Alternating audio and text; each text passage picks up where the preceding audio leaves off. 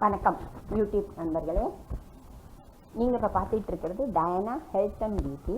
இந்த health and பியூட்டியில் நான் இன்றைக்கி உங்களுக்கு ஆந்திரா சிக்கன் ஃப்ரை செஞ்சு காமிக்க போகிறேங்க.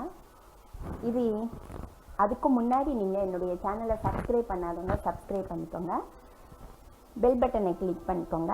அப்போ தான் நான் போடுற வீடியோக்கெல்லாம் உங்களுக்கு நோட்டிஃபிகேஷனில் வரும். அடுத்து கமெண்ட்ஸ் பண்ணுங்கள், இதை செஞ்சு பார்த்துட்டு கமெண்ட்ஸ் பண்ணுங்கள்.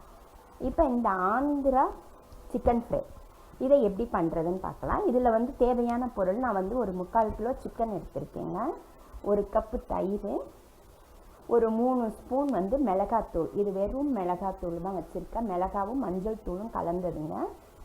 இஞ்சி பூண்டு தேவையான அளவுக்கு உப்பு வச்சுருக்கிறேன். இப்போ இதை நம்ம எப்படி பண்ணலான்னு காமிக்கிறேன் பாருங்கள்.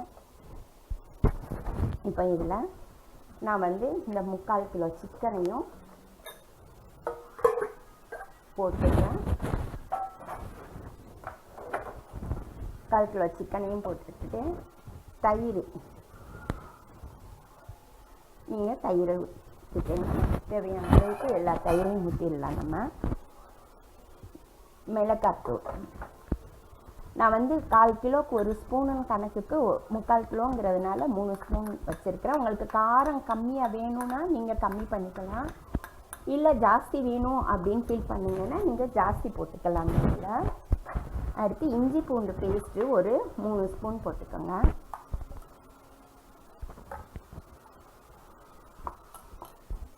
இதுக்கு பச்சை மிளகா நம்ம கடைசியில் தான் 2 பச்சை மிளகாவை பொடிசாக நறுக்கி வச்சுருக்கிறேன்.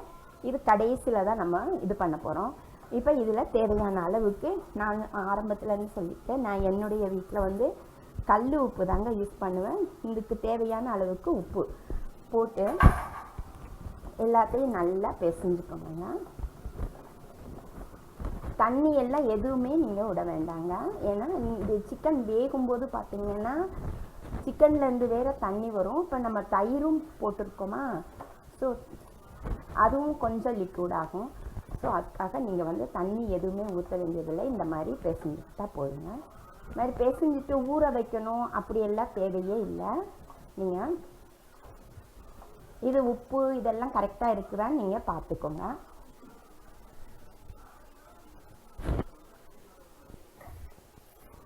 உப்பு கொஞ்சம் கரைவாக இருந்தது, நான் கொஞ்சம் உப்பு போட்டுக்கிறேன். நான் இவ்வளோதாங்க.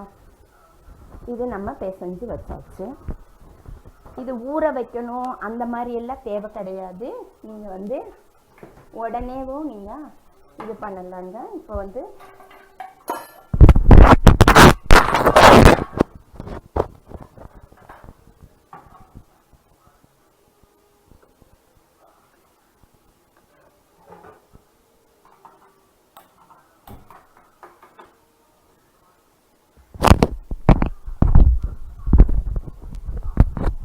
நான் சட்டியை காய வச்சுருக்கிறேன்.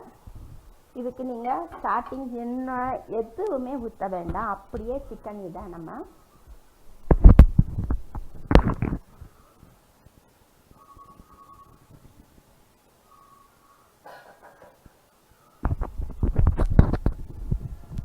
இப்போ இதில் நம்ம சிக்கன் அப்படியே போட்டு ஊற வைக்கலைங்க, மிக்ஸ் பண்ண உடனேயே அப்படியே போட்டுட்டேன் நான்.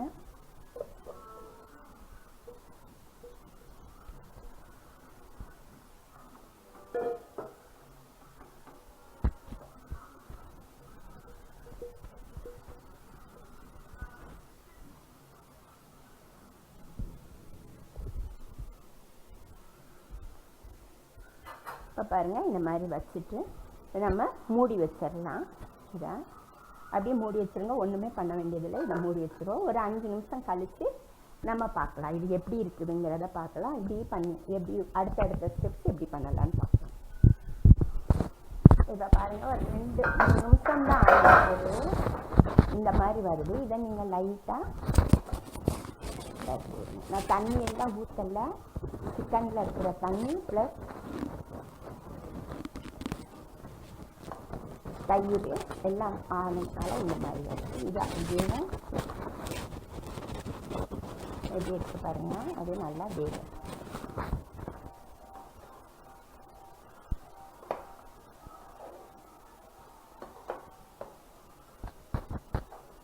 இப்போ இந்த தண்ணி எல்லாம் சுண்டுற அளவுக்கு நல்லா வெந்து வரட்டுங்க. தயிர் இருக்கிறதுனால இந்த சிக்கன் வந்து வேகமாக வெந்துடும் நம்மளுக்கு.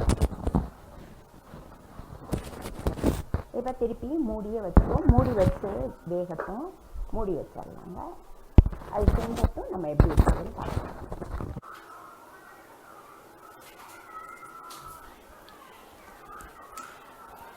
இப்போ பாருங்கள், இது வெந்துகிட்டே இருக்குது. நம்ம இப்போ எடுத்துருக்குறோம்.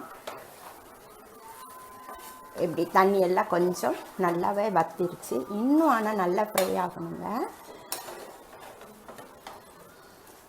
இந்த மாதிரி பதத்தில் வறுந்திருக்கும் போது நான் 2 பச்சை மிளகாவை பொடிசாக நறுக்கியிருக்கேன் பாருங்கள். இந்த பச்சை மிளகாவை இதில் போடுறேன்.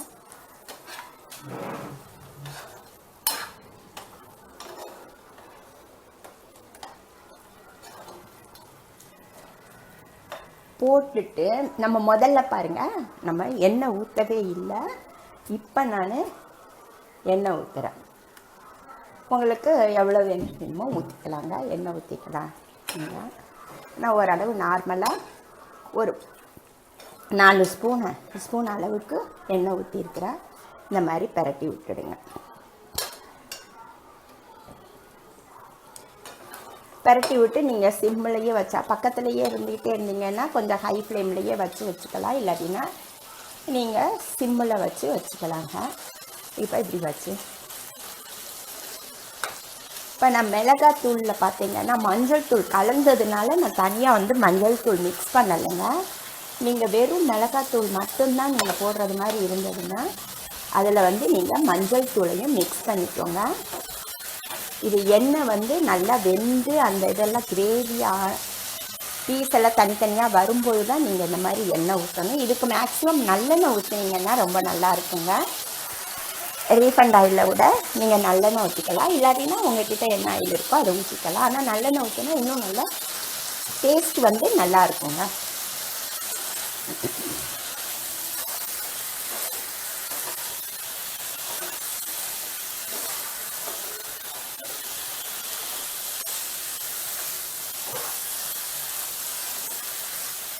இப்போ இது எண்ணெயை ஊற்றிருக்கிறோம். நம்ம இதையும் கொஞ்சம் நேரம் நம்ம மூடி வச்சிடும். சிம்மிலையே வச்சு மூடி வச்சுருவோம். நம்ம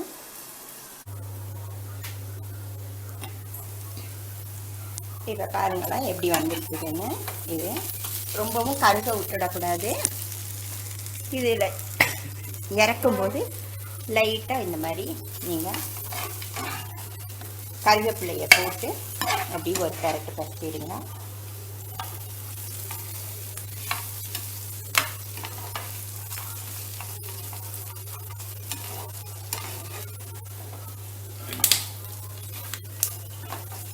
இதுலையே பார்த்தீங்கன்னா நம்ம தண்ணி ஊற்றல, எதுவுமே பண்ணலை. பாருங்கள் எவ்வளவு நல்லா சிக்கன் வெந்திருக்கு பாருங்கள். இந்த மாதிரி நல்லா வெந்திருக்கும். நீங்கள்